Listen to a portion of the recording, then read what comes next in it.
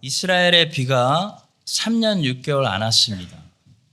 철저하게 농업에 의지하고 있는 나라에 비가 안 왔다는 것은 수입이 다 끊어지고 손님이 다 끊어지고 여행객이 다 끊어지고 학교가 문을 닫고 슈퍼마켓이 텅텅 비었다.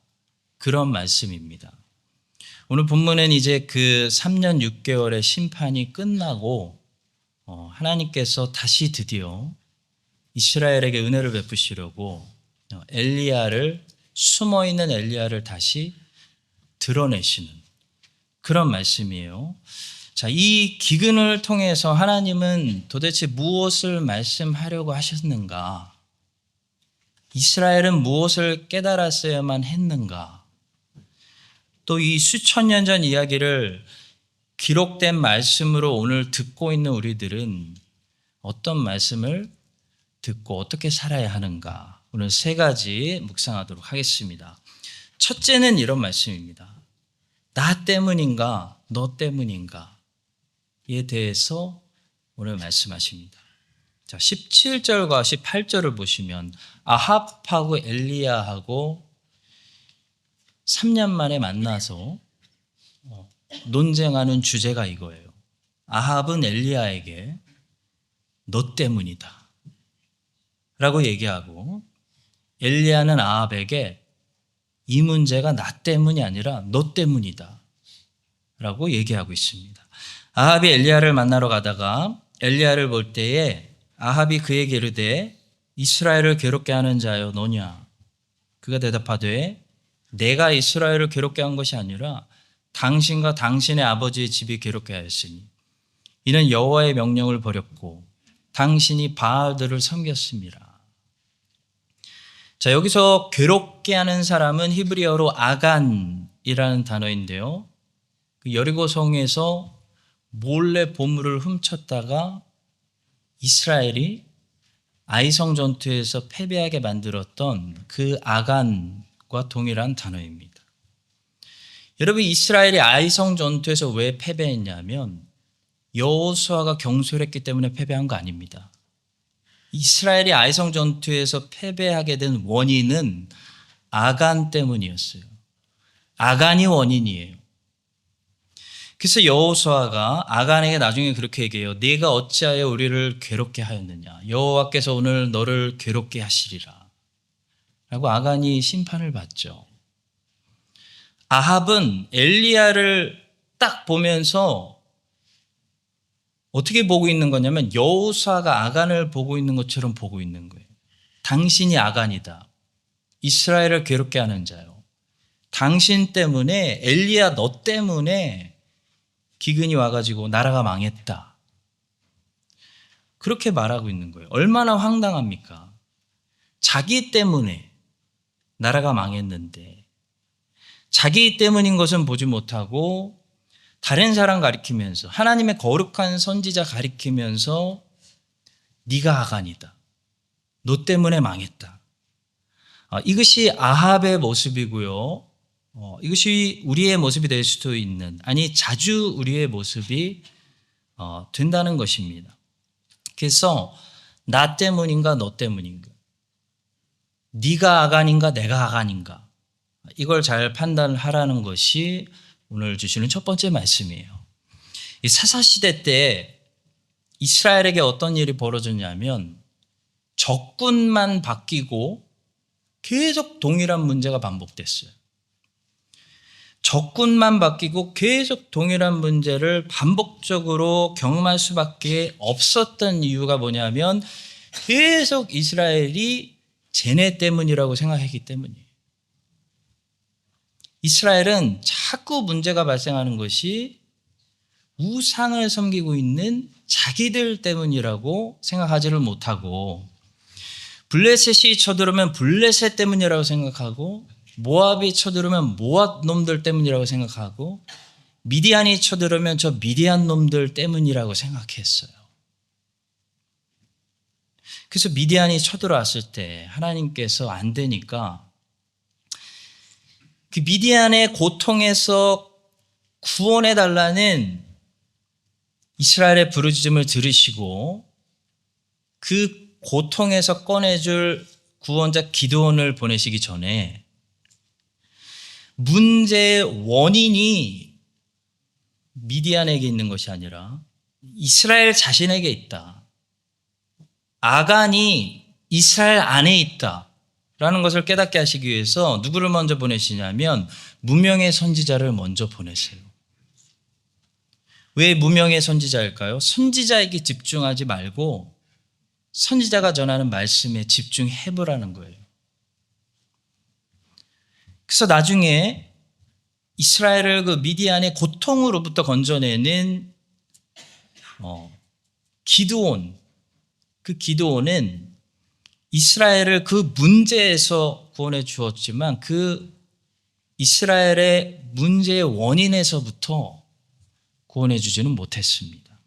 근데 여러분, 문제의 원인을 제거하지 못하면 사사기가 12번이나 그 반복의 패턴을 우리에게 보여주듯이 미디안의 문제가 제거돼도 또 비슷한 문제의 블레셋 문제가 터져요.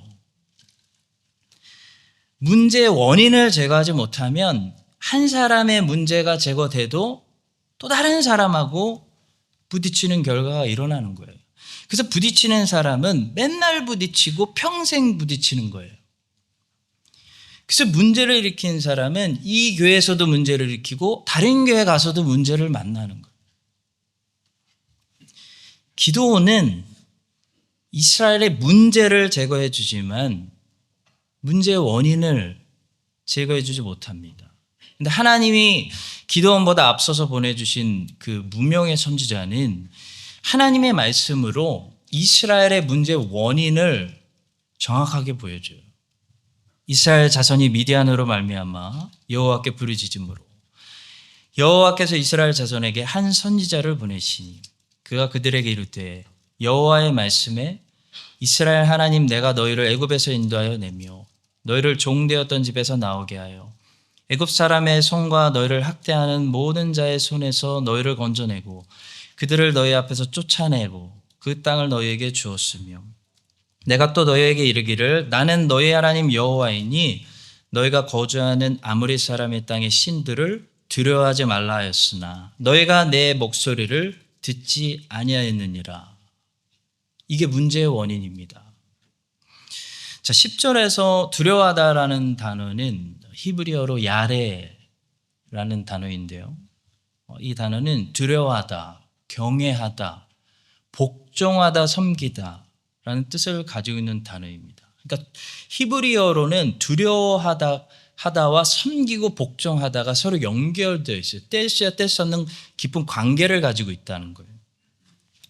여러분, 우리는 우상을 어떤 것을 좋아하기 때문에 섬기기도 하지만 우리는 우상을 어쩌다가 섬기게 되냐면 어떤 거를 지나치게 두려워하기 때문에 섬기기도 합니다.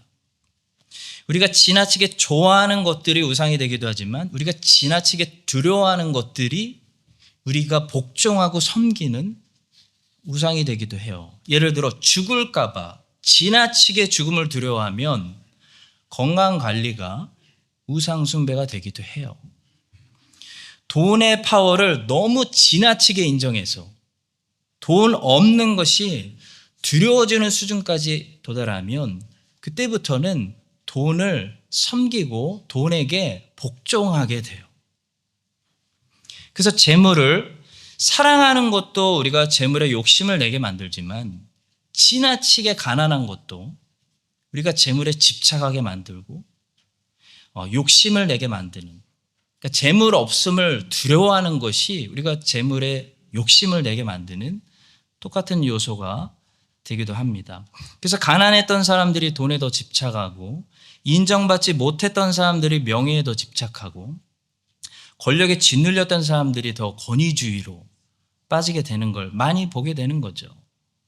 그래서 여러분, 무엇보다 우리의 두려움의 대상이 어떤 것들도 되지 않도록 조심해야 됩니다. 우리의 사랑함만 어떤 것을 우상으로 만드는 것이 아니라 우리의 두려움도 그것을 우상으로 만들 수 있습니다. 이스라엘은 가나안 땅에 들어가서 아모리 사람들의 신들을 지나치게 인식했어요. 그래서 두려워하기 시작했어요. 한마디로 쫄았어요. 그래서 섬기기 시작했다. 복종하기 시작했다. 그 아모리 사람들의 신들에게 굴복하기 시작했다. 그게 하나님께서 무명의 선지자를 통해 하시는 말씀입니다. 성도 여러분, 우리가 여러 부류의 사람들을 통해서 인생을 살면서 고난을 당하는 것은 사실 내 안에 하나님 아버지께서 보실 때 처리되어야 할 어떤 두려움이 있다거나 상처가 있다거나 어떤 눌린 것이 있기 때문일 수도 있어요. 내 안에 문제가 있기 때문이에요. 그리고 내 안에 정상적이지 않고 건강하지 않은 것들을 그냥 놔두면 자꾸 그것으로 죄짓고 우상을 섬기기 때문이에요. 그래서 하나님은 나쁜 미디안 사람, 못된 블레셋 사람, 비겁한 모압 사람들 데려다가 고난을 통해서 하나님의 자녀 안에 있는 악한 것들을 제거하시고 하나님의 자녀를 온전하게 세우시는 것입니다. 그래서 미디안 사람 너무 원망하지 마세요. 그 사람도 불쌍한 사람이에요. 하나님한테 악하게 쓰임받고 있으니까. 이찬수 목사님은 말했습니다. 문제의 원인은 밖에 있는 것이 아니다. 남에게 탓을 돌려서 얻을 수 있는 것은 아무것도 없다. 원인은 내 안에서 먼저 찾아야 된다. 그리고 저도 정리를 했습니다. 고통은 미디안이 주었지만 고통의 원인은 이스라엘이 만들었다. 나 때문인가 너 때문인가. 아합은 엘리야를 향해서 네가 아간이다. 이스라엘을 괴롭히는 자요. 너 때문에 우리나라 망했다. 라고 말했지만 아간이 밖에 있었던 것이 아니에요. 아합 안에 아간이 있었어요. 내 안에 아간이 있고 엘리야의 말처럼 나를 괴롭히는 사람이 그 원인이 내 안에 있구나. 나구나. 내 안에 아간이 있구나. 이거를 빨리 깨닫는 하나님의 자녀들이 되시기를 예수님의 이름으로 축복합니다. 자, 두 번째로 3년 6개월의 기근을 통해 하나님이 주시는 명확한 메시지는 명확합니다. 여호와만 섬기라는 말씀이에요. 하나님이 기근을 보내신 이유는 이스라엘이 여호와만 섬기지 않았기 때문입니다. 이스라엘이 여호와를 버리고 종교를 개종했다는 말이 아니고요. 이스라엘이 여호와를 섬기면서도 바알도 섬기고 아세라도 섬겼기 때문이에요. 마치 오늘날 우리 기독교인들이 기독교에서 불교나 무슬림으로 개종하지는 않지만 하나님을 섬기면서 동시에 세상을 너무 사랑해서 더 이상 세상을 관리하는 청지기로 살지 못하고 세상의 것들을 하나님의 자리에 놓고 하나님으로 섬기는 그런 상태와 비슷한 거예요. 엘리야가 이 점을 분명하게 책망합니다. 엘리야가 모든 백성에게 가까이 나아가 이르되 너희가 어느 때까지 둘 사이에서 머뭇하려느냐. 여호와가 만일 하나님이면 그를 따르고 바알이 만일 하나님이면 그를 따를지니라 하니 백성이 말 한마디도 대답하지 아니하는지라. 자, 이스라엘이 바알과 아세라를 왜 섬겼을까요? 바알과 아세라를 섬긴 이유는 하도 우상 숭배자들이 옆에서 바알과 아세라가 비를 준다고 했기 때문이에요. 그러니까 2,000불 벌던 거 4,000불 된다. 바알과 아세라 섬기면 비가 잘 와서 농사가 2번 되던 거 3번 된다. 자꾸 이런 말 하니까 솔깃한 거예요. 그래서 그 말을 무시할 수가 없어서 여호와를 섬기면서도 더 잘 살려고 바알과 아세라를 섬긴 거예요.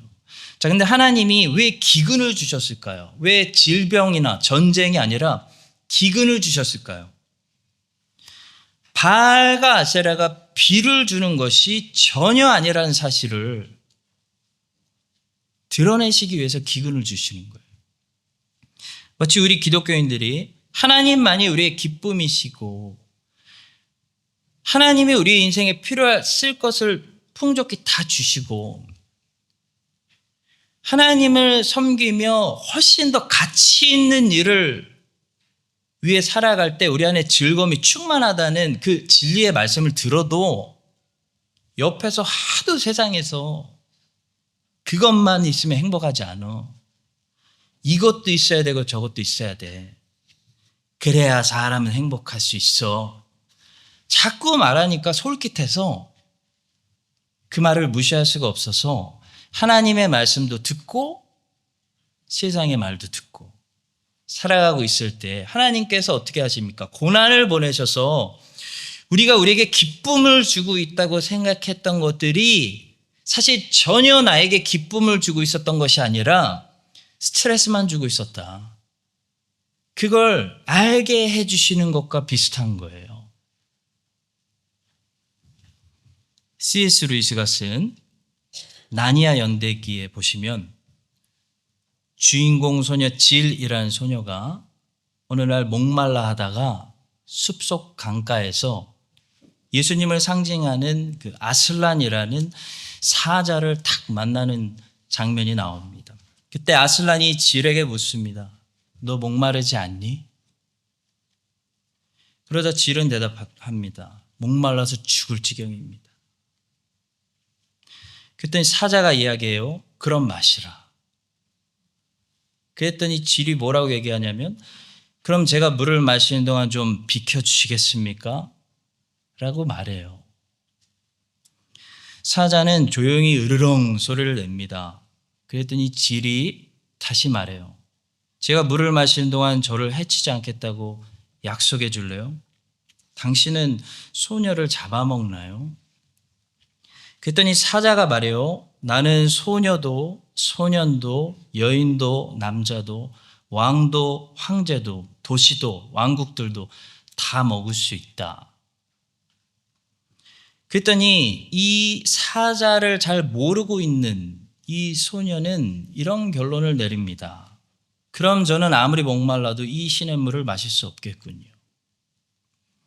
그러자 사자는 말합니다. 그럼 너는 목말라 죽을 텐데? 그러자 질이 말해요. 그러면 저는 다른 시냇물을 찾아보겠습니다. 그때 아슬란이 뭐라고 얘기하냐면 다음과 같이 말합니다. 다른 시내는 없느니라. 여러분 C.S. 루이스가 지금 뭘 말하고 하고 있는 걸까요?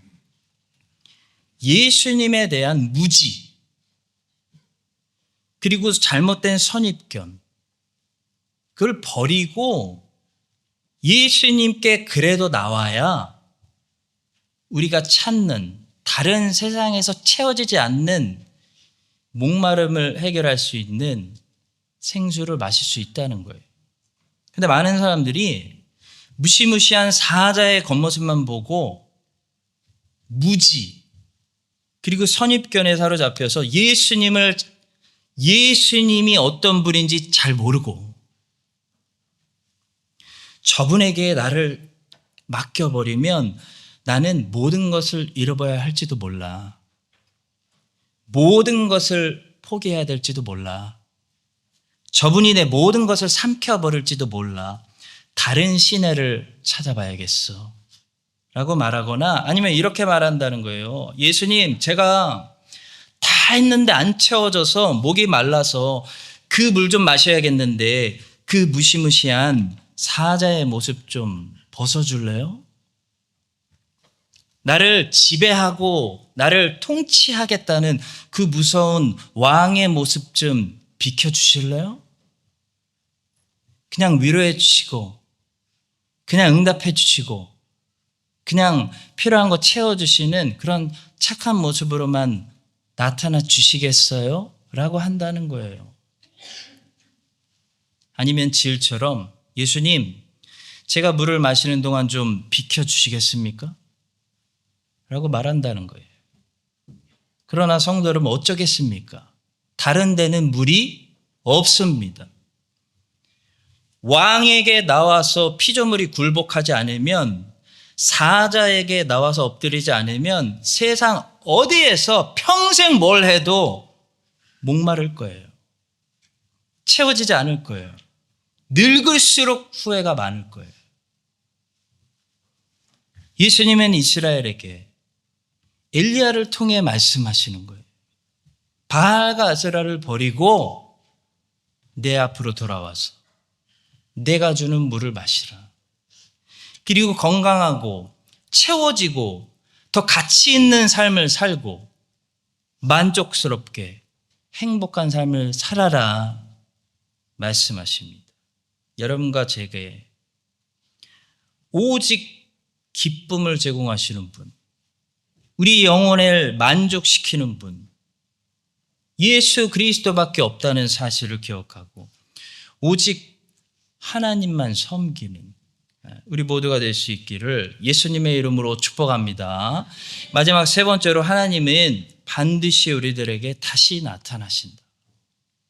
여러분 기대하십시오. 하나님 반드시 나타나실 겁니다. 하나님께서는 물론 우리와 늘 함께 하시지만, 오늘도 함께 하시지만, 우리는 하나님의 임재를 특별하게 경험하는, 그분의 영광을 크게 보는 특별한 만남이 종종 필요합니다. 여호와께서 전에 기브온에서 나타나신 같이 다시 솔로몬에게 나타나사, 하나님은 솔로몬에게 항상 함께 하셨지만 솔로몬 입장에서는요, 그 중에서도 기브온에서 나타나셔서 말씀하신 그 기브온에서 특별하게 하나님을 만났고요, 또 성전하고 왕궁이 다 건축했을 때 그때와 같이 다시 하나님이 솔로몬에게 나타나서 만나주시는 그런 경험을 했습니다. 야곱은 베델에서 하나님을 특별하게 만났죠. 그리고 20년 동안 라반의 집에 있었는데, 물론 하나님이 20년 동안 라반의 집에서 야곱을 떠나신 적이 한 번도 없었어요. 그렇지만 야곱 입장에서는 베델에서 하나님 만났고 20년 거의 채웠을 때 하나님 또 만났어요.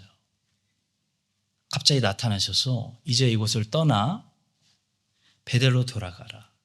하나님의 명확한 음성을 다시 들으면서 다시 확인하면서 하나님을 다시 만났어요. 아브라함은 언제 하나님을 처음 만났냐면 갈대아 땅에 있을 때 처음 만나요. 그곳을 떠나서 내가 너에게 지시할 땅으로 가라. 명확히 들었어요. 하나님을 명확히 만났어요.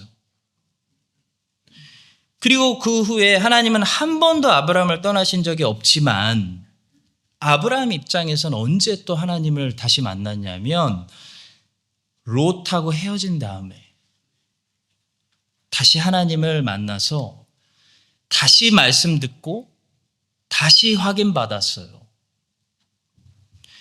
그리고 또 몇 년 후에 롯이 소돔에서 잘 사는 줄 알았는데 잡혀가서 롯 구출하기 위해서 전쟁 치르고 돌아와서 두려워서 벌벌 떨고 있을 때 다시 하나님께서 아브라함에게 환상 중에 말씀하셨고 다시 약속 확인해 주셨어요.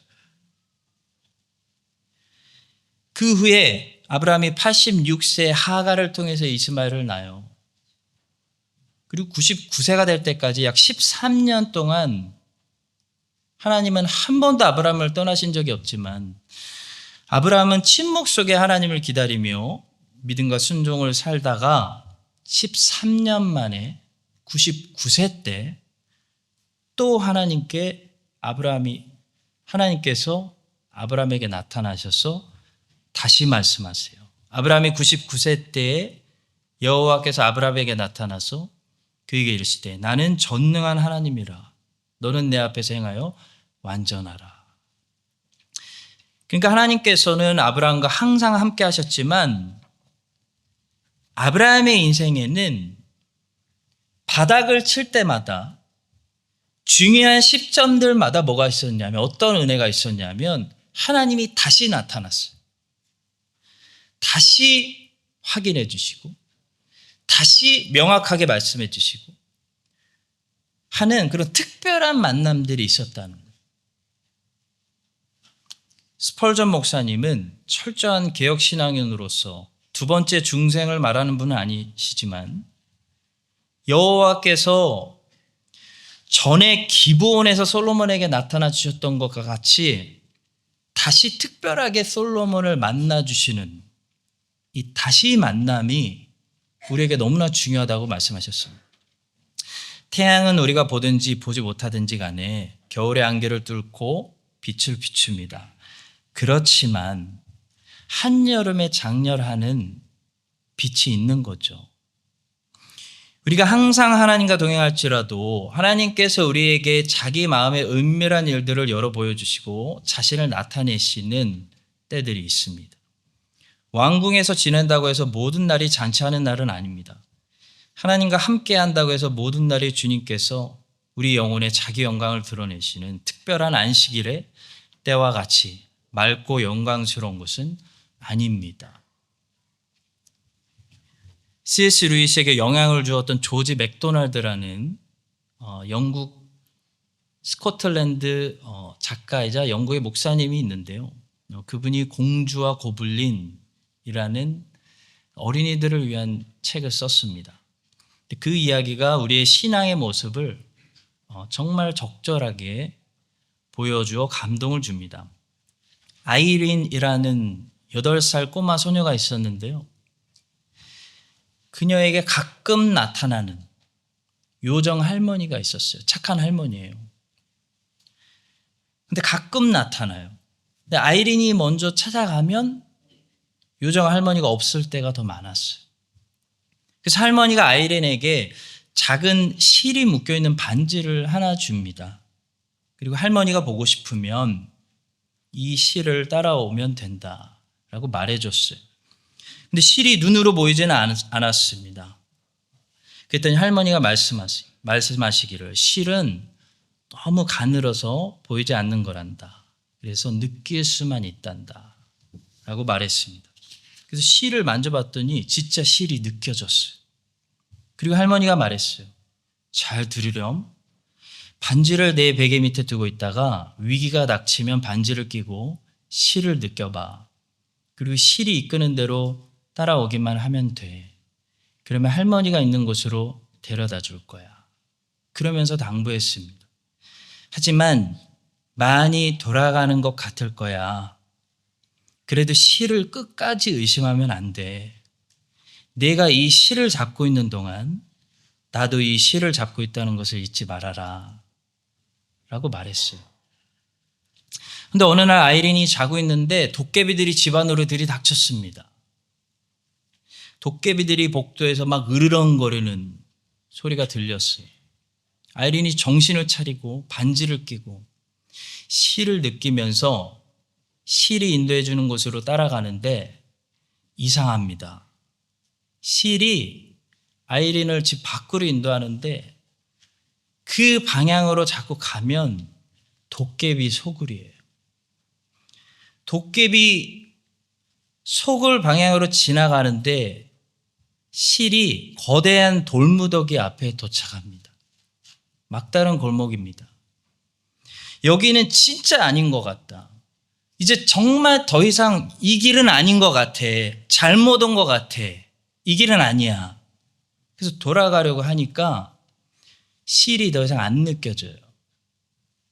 실의 느낌이 사라졌습니다. 실은 앞으로 갈 때만 느껴지는 거예요. 그래서 아이린은 할 수 없이 돌무더기에서 돌을 하나씩 옮기기 시작합니다. 아이린은 너무 무겁고 힘들어서 엉엉 울기 시작합니다. 급기야 손에서 피가 흐르기 시작해요. 근데 갑자기 돌무더기 속에서 한 목소리가 들려오기 시작합니다. 도깨비 소굴에 갇혀있던 소년 커디의 목소리가 들려요. 소년 커디가 깜짝 놀라 아이린에게 물었어요. 여기를 어떻게 알고 왔어? 내가 여기 있는 줄 어떻게 알았어? 아이린은 할머니가 보내서 왔다고 대답하죠. 이제 이유를 알 것 같아. 왜 실이 이 길로 오라고 했는지.